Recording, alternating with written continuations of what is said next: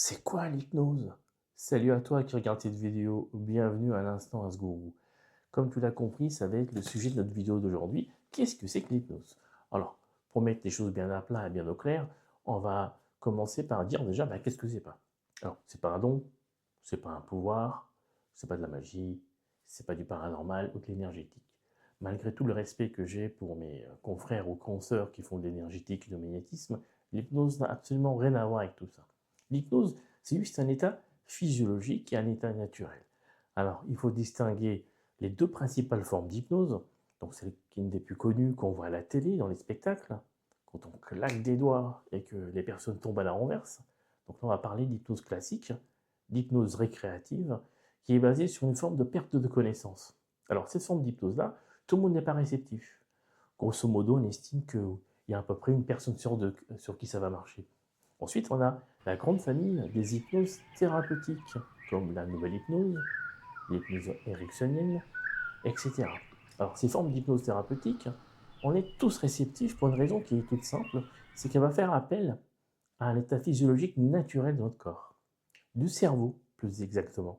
Il faut savoir que l'état hypnotique, c'est une question d'activité cérébrale.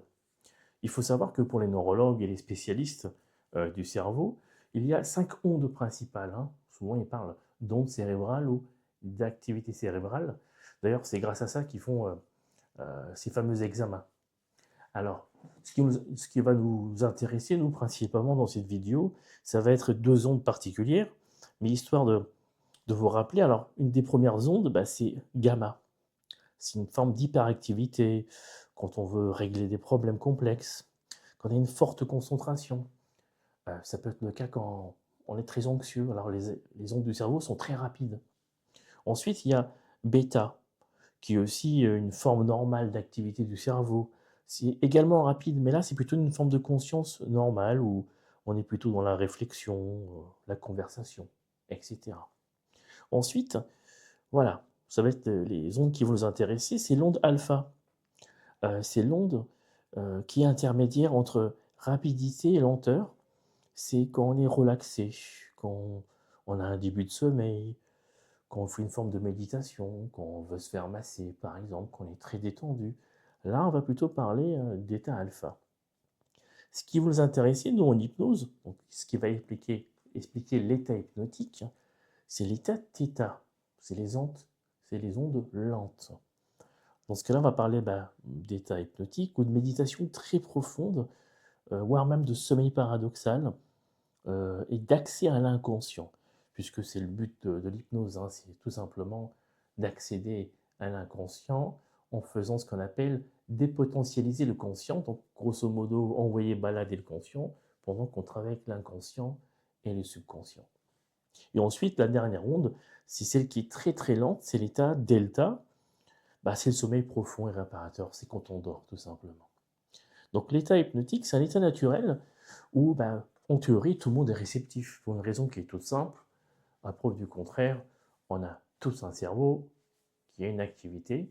Alors, certaines personnes qui sont en hypervigilance, qui sont ultra stressées, anxieuses, vont être également sous hypnose, mais ils vont moins ressentir certaines sensations liées à l'hypnose.